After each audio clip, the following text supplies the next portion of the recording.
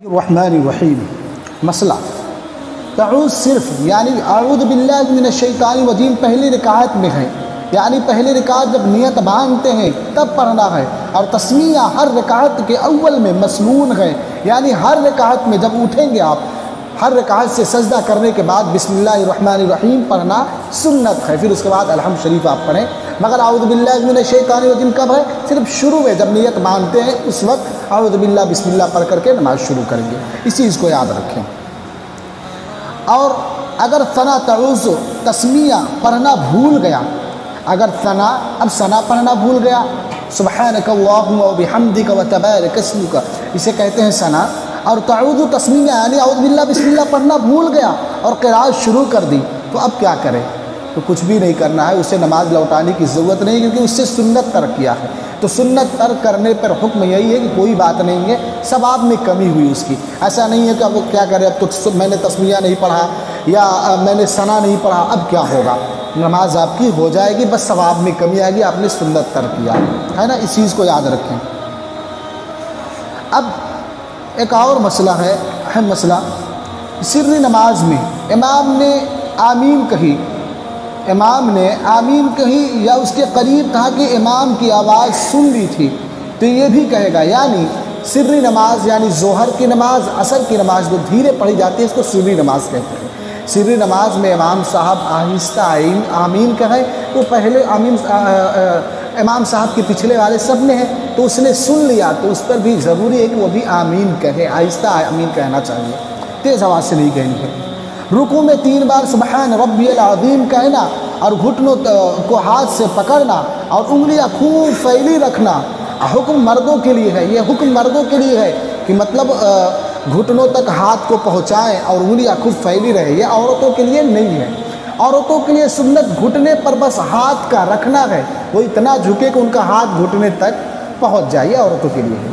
انگلیاں کشادہ زیادہ مطلب کشادہ بھی نہیں کرنی ہے، زیادہ بند بھی نہیں کرنی۔ آج کل اکثر مردوں کو رکوع میں محض ہاتھ رکھ دیتے ہیں اور انگلیاں ملا کر ایسے رکھ دیتے ہیں، یہ خلاف سنت ہے۔ کتنے لوگ بس ایسے ہاتھ ایسے بڑھا لیتے ہیں، پیٹھ وغیرہ سیدھی ہو چاہے نہ ہو کوئی فرق نہیں پڑتا۔ حالت رکوع میں ٹانگیں یعنی پاؤں ٹانگیں وغیرہ سیدھی ہونا، اکثر لوگ کمان کی طرح یعنی ٹیڑھی اس طرح کی کر لیتے ہیں، یہ مکروہ ہے۔ اکثر لوگ رکوع میں جاتے ہیں تو پیٹھ وغیرہ ان کی سیدھی نہیں ہوتی ہے، کمان کیسا ہوتا ہے آپ نے دیکھے ہیں نا، ایسے اس میں تیر لگا کر مارتے ہیں، اس طرح کر لیتے ہیں، تو ایسا کرنا درست نہیں ہے۔ اور ایک اور بات ہے، اگر لفظ وا ادا نہ کر سکے، جیسے سبحان ربی العظیم نہ کہہ سکے، بہت اہم مسئلہ ہے، سبحان ربی العظیم سب نہیں کہہ پاتے ہیں، عظیم یہ وا کا مخرج سب کو نہیں آتا، اس کو قرأت پڑھنی پڑتی، سیکھنا پڑتا ہے۔ اگر سبحان ربی العظیم نہیں کہہ سکتا تو سبحان ربی الکریم کہہ لے اس کے جگہ پہ، رکوع میں سبحان ربی الکریم سب آسانی کہہ لیں گے۔ اور ایک اور مسئلہ، بہتر یہ ہے کہ اللہ اکبر کہتا ہوا رکوع کو جائے، یعنی جب رکوع کے لیے جھکنا شروع کرے تو اللہ اکبر شروع کرے اور رکوع پر تکبیر ختم کر دے۔ یعنی کتنے لوگ ہوتے ہیں اللہ اکبر کہنے کے بعد جاتے ہیں یا جھک جانے کے بعد اللہ اکبر کہتے ہیں، ایسا ہوتا ہے کہ پہلے رکوع میں چلے جاتے ہیں پھر کہتے ہیں اللہ اکبر، یا اللہ اکبر کہنے کے بعد اللہ اکبر رکوع میں، تو اس کو ٹاننا ہے، اللہ اکبر، امام سب ٹانتے کیوں ہے؟ لفظ اللہ پہ ٹاننا ہے آپ کو۔ اور اس کی مسافت پورا کرنے کے لیے اللہ کے لام کو بڑھائیں، یعنی یہ نہیں کہ اللہ نہیں کہنا ہے، اکبر نہیں کہنا ہے، اللہ اکبر، لام کو آپ ٹان سکتے ہیں اور دوسرے کو ٹانیں گے تو معنی تبدیل ہو جائے گا۔ جیسے آپ اگر اللہ اکبر کو اللہ اکبر، یہ کوشچن مارک ہو جائے گا، میں نے پہلے بھی بتایا کہ ہو جائے گا، اس کا معنی کیا اللہ بڑا ہے؟ معاذ اللہ، تو ایسا نہیں کہنا ہے۔ اللہ اکبر جو کہیں تو انہیں سمجھائیں کہ بھائی ترنت کہنا ہے اللہ اکبر، لام پہ کھینچتے ہوئے آپ جائیں، اور با وغیرہ کسی حرف کو نہیں بڑھائیں۔ ہر تکبیر میں اللہ اکبر کی را کو جزم کریں، ہر تکبیر میں سے اللہ اکبر بھی نہیں کہنا ہے، اللہ اکبر بھی نہیں کہنا ہے، اللہ اکبر با کو را سے ملا دینا ہے، اکبر کہہ دینا ہے نا۔ ایک اور مسئلہ ہے، کسی آنے والے کی وجہ سے رکوع یا قرأت میں طول دینا مکروہ تحریمی ہے۔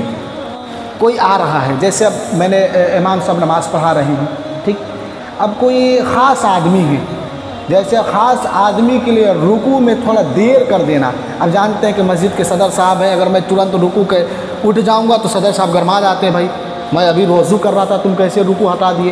کہیں کہیں ایسا ہوتا ہے، بھائی یہاں پہ نہیں، ٹھیک ہے، ایسا میں نے برداشت کرنے والا بھی نہیں ہوں، میں نہیں کر سکتا، مگر ایسا کرنا مکروہ تحریمی ہے، نماز واجب الاعادہ ہو جائے گا. جو امام ایسے کریں کہ کسی کے ڈر سے یا کسی خاص آدمی سے، آپ میرے دوست ہیں اگر کہہ دیں کہ امام صاحب تھوڑا لمبی کر لینا نا، میں ابھی وضو کر رہا ہوں، ایسا نہیں کرنا. ہاں اگر شخص کو پہچانتا نہ ہو، اسے یہ گمان ہو کہ کچھ لوگ وضو کر رہے ہیں، تو اندازے پہ اگر کچھ دیر رک جائے تو یہ افضل ہے کہ لوگوں کی نماز بچ جائے گی. مگر اتنا بھی نہیں کرنا ہے کہ پبلک ہمارے مسلمین کو، مقتدی کو گھبراہٹ محسوس ہو، کتنی لمبی رکوع کر دیے، ایسا بھی نہیں کرنا ہے. تو یہ سب فوراً کر دینا ہے. مقتدی نے ابھی 3 بار تسبیح نہ کہی تھی کہ امام نے رکوع یا سجدے سے سر اٹھا لیا، تو مقتدی پر بھی امام کی مطابقت واجب ہے. اب یہ نہیں کہ امام صاحب رکوع سے اٹھا لیے، رکوع سے اٹھ گئے یا سجدے سے سر اٹھا لیں تو آپ پڑھتے رہے سبحان ربی العظیم سبحان ربی. نہیں، جیسے امام صاحب اٹھ گئے آپ کو بھی اٹھنا ہے، کیونکہ یہ سنت ہے. تسبیح پڑھنا سنت ہے، ایک مرتبہ بھی پڑھ دے ہو جائے گا، نہیں بھی پڑھے گا تو نماز ہو جائے گی. سن لیں، ایسا سسپینس میں نہیں رہنا کہ اگر ہم نے اس سے تسبیح نہیں پڑھی تو نماز نہیں ہوگی. یہ سنت ہے، نماز ہو جائے گی. تو اس میں آپ کو امام کی مطابقت ضروری ہے. اور مقتدی پر جیسے اب اگر مقتدی نے امام سے پہلے سر اٹھا لیا تو مقتدی پر لوٹانا واجب ہے. اگر امام صاحب ابھی سجدے میں ہیں، کسی نے امام صاحب سے پہلے سجدے سے سر اٹھا لیا یا رکوع سے، تو اس کی مطابقت ٹوٹ گئی، پھر سے نماز کو لوٹانی پڑے گی. واجب الاعادہ ہے، یاد رکھیں. یا کتنے لوگ ایسے کرتے ہیں کہ نماز میں امام صاحب سے پہلے سلام پھیر دیتے ہیں. میں نے بھی ایسے غور کیا کہ اگر ایک طرف میں ابھی دوسرا السلام علیکم ورحمۃ اللہ میرا پورا نہیں ہوتے، لوگ ہاتھ باندھ کے بیٹھ جاتے ہیں. ہاں، وہ اگر ایسا کریں گے تو پھر آپ کی نماز واجب الاعادہ ہو جائے گی. سنیں جلدی میں بتا رہا ہوں. اور نہ لوٹائے گا تو کراہت تحریمی کا مرتکب ہوگا، یعنی گنہگار ہوگا. اگر نماز کو نہ لوٹایا تو گنہگار ہوگا. رکوع میں پیٹھ خوب بچھی رکھے، یہاں تک کہ اگر پانی کا پیالہ اس کی پیٹھ پر رکھ دیا جائے تو پانی کا پیالہ ٹھہر جائے، گرنے نہ پائے. اس طرح پیٹھ بچھی ہونا. اب پیٹھ کو ایسے کریں گے یا ایسے کریں گے تو پانی نہیں ٹھہر پائے گا. تو کوشش کریں بالکل پیٹھ کو سیدھی رکھنے کا. میں نے پریکٹیکل کروایا تھا، انشاءاللہ میں جمعہ کو پھر پریکٹیکل کرواؤں گا اس چیز کی. آپ لوگ تشریف لائیں جمعہ کی رات کو. عورت رکوع میں تھوڑا جھکے، یعنی صرف اس قدر کی ہاتھ گھٹنوں تک پہنچ جائیں. یہ عورتوں کی بات ہے، یہاں تو اب ضرورت نہیں ہے، جو باتیں میں بتا رہا ہوں.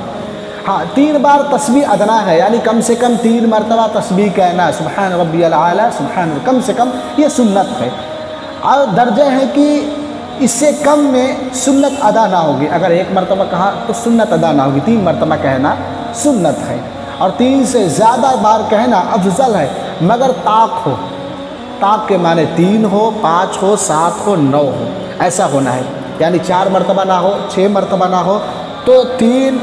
اگر امام ہے اور مقتدی گھبراتے ہوں تو زیادہ نہ کریں، کیونکہ سارے مقتدی ایک جیسے نہیں ہوتے ہیں، سب کا دل نہیں ہوتا ہے. اس لیے ایسا نہیں سوچنا کہ کرے امام صاحب اتنی جلدی کر دیتے ہیں یا امام صاحب اتنی جلدی صورت پڑھتے ہیں. کتنی میرے کمپلین آئی کہ امام صاحب یا آپ کو کبھی بھی سوچنا تھا کہ امام مجھ سے دور تک سوچتا ہے.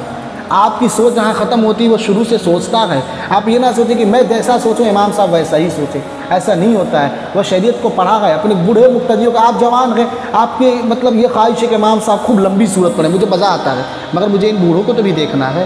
ایسا نہ ہو کہ میں لمبی پڑھنے کی وجہ سے گر جائیں، پھر اس کا گناہ کس کو ہوگا؟ میرے وجہ سے بیمار ہوں. یہ ساری چیزوں کو دیکھنا ہوتا ہے. کتنے لوگوں نے مجھ سے کہا، تو میں کہا بھائی میں جانتا ہوں بہتر کیا کرنا ہے، مجھے نہ سمجھائیں. آپ اس چیز کو یاد رکھیں کہ ہمارے مقتدیوں کو بھی اس میں تکلیف نہیں ہونی چاہیے. اسی لیے کہا ہے کہ امام کے تسبیحات 5 مرتبہ مستحب ہے، بہتر ہے کم سے کم 5 مرتبہ کہہ لیں. اب دوسرا مسئلہ سنیں. رکوع سے جب اٹھے تو ہاتھ نہ باندھیں، یعنی ہاتھ لٹکا کر اٹھے. کتنے لوگ باندھ لیتے ہیں، باندھنا نہیں ہے، ہاتھ لٹکانا ہے. سمی اللہ لمن حمیدہ کی ہاں کو ساکن کرے، یعنی سمی اللہ لمن حمیدہ، دغ دال ہا زبر دغ. اب حمیدہ حمیدہ حمیدو یہ سب نہیں کہنا ہے، دغ دال کو ہا سے ملا دینا ہے، یہ کہنا بہتر ہے.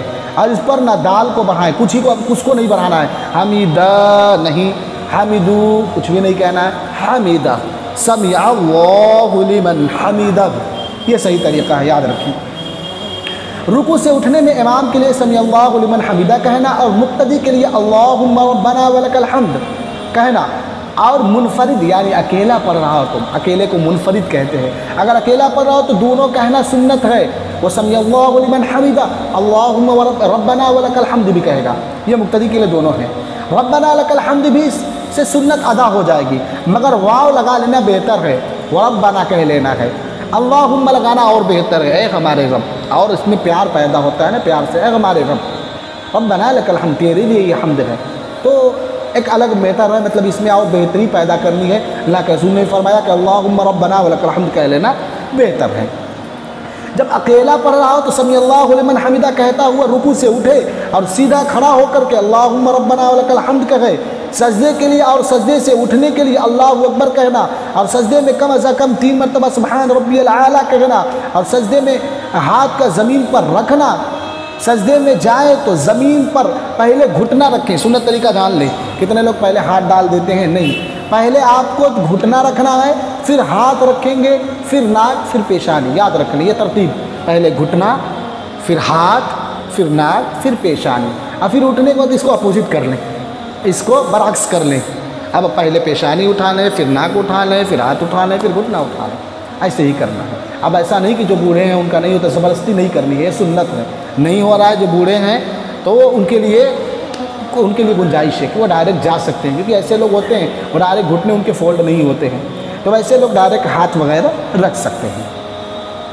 ایک اور مسئلہ، مرد کے لیے سجدے میں سنت یہ ہے کہ بازو کروٹوں سے جدا ہو، یہ بازو کروٹوں سے جدا ہو، کتنے لوگ ایسے سمٹ لیتے ہیں، ہے نا، کروٹوں سے جدا ہو، اور پیٹھ رانوں سے، یہ پیٹ ہمارے رانوں سے، یہ ران اور پیٹ سے جدا ہو، ڈفرینس اتنا اس میں خالی ہو، ہے نا، پیٹ رانوں سے جدا ہو، اور کلائیاں زمین پر نہ بچھے، کلائیاں زمین پر یہ ایسے نہ بچھائیں، کتنے لوگ سجدے میں اس طرح بچھا دیتے ہیں، اس طرح کتوں کی طرح بیٹھنا کہا گیا حدیث میں، کتوں کی طرح نہ بیٹھو، یہ لوگ ایسے بچھا دیتے، اس کو بچھانا نہیں ہے، یاد رکھیں، اس کو زمین پر نہیں، ایسے رکھنا ہے نا، اس طرح رکھ کر کے جانا ہے، اس کو بچھانا نہیں ہے، اس کو یاد رکھیں آپ۔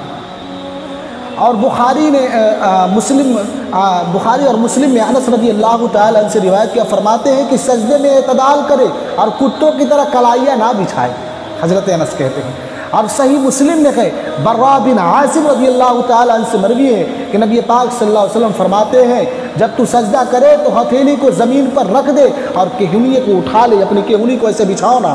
ابو داؤد نے ام المومنین میمونہ رضی اللہ تعالی عنہ سے روایت کی، جب نبی پاک صلی اللہ علیہ وسلم سجدہ کرتے تو دونوں ہاتھ کروٹوں سے دور رکھتے، یہاں تک کہ ہاتھ کے نیچے سے ایک بکری کا بچہ گزر جائے، اتنا ڈیفرنس رکھنا چاہیے۔ یہ شریعت کا طریقہ سمجھ لیں کہ اس طرح کہ بکری کے بچے چھوٹے ہوتے ہیں، یا آپ کے بیچ میں اتنا گیپ ہونا چاہیے کہ بکری کا بچہ گزر سکے، اس چیز پہ یاد رکھیں۔ اب اس کو سمٹنا نہیں ہے، اب اس مثال سے آپ سمجھ لیں، یہ حدیث پاک سے ثابت ہے کہ اللہ کے رسول اتنا ڈیفرنس رکھتے تھے اپنے یہ سینے اور ہاتھ کے درمیان کہ بکری کا بچہ گزر سکتا ہے۔ اس چیز کو میں پوری باتیں آج بتا دوں گا، بہت کم باتیں بچی ہیں، پھر اس کے بعد میں درود کے فضائل بتاؤں گا۔ سجدے میں دونوں پاؤں کے 10 انگلیوں کا پیٹھ زمین پر لگنا سنت ہے، اور ہر پاؤں کی 3 انگلیاں پیٹھ پر لگنا واجب ہے، اور 10 کا قبلہ رخ ہونا سنت ہے۔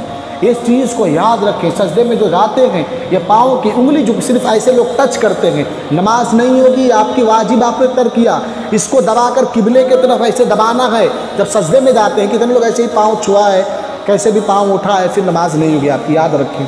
آپ کو سجدے میں جب جائیں گے تو پاؤں پہ زور دینا ہے، اسی قبلے کے رخ ایسے کرنا ہے سجدے میں جانے کے وقت۔ یہ سب میں کرواؤں گا، جمعہ کے دن آپ لوگ آئیں انشاءاللہ، پریکٹیکل میں سب بتاؤں گا کیسے کرنا ہے۔ آخری باتیں میں بتا دوں، کچھ باتیں ہیں۔ قاعدہ اولیٰ کے بعد تیسری رکعت کے لیے اٹھے تو زمین پر ہاتھ رکھ کر نہ اٹھے، یعنی قاعدہ اولیٰ میں جو لوگ ایسے زمین پر رکھ کے اپنے گھٹنے پر، جو لوگ اگر صاحب استطاعت ہو، جو تندرست لوگ ہیں ان کے لیے یہ ہے، اب بوڑھے لوگ ایسا کوشش نہ کریں، گر جائیں گے وہ، تو یہ جوان لوگ اٹھیں تو سنت ادا کریں، گھٹنے پر ہاتھ رکھ کر کے آپ اٹھیں، ہاں اگر عذر ہو تو کوئی حرج نہیں ہے۔ آخری بات، دوسرے قاعدے میں بھی اسی طرح بیٹھیں جیسے پہلے میں بیٹھا، اور تشہد بھی پڑھیں، بعد تشہد دوسرے قاعدے میں درود شریف پڑھنا افضل ہے، درود یہ جو پہلے مذکور ہوا ہے، درود ابراہیم، انشاءاللہ الرحمن کل درود ابراہیم کے بارے میں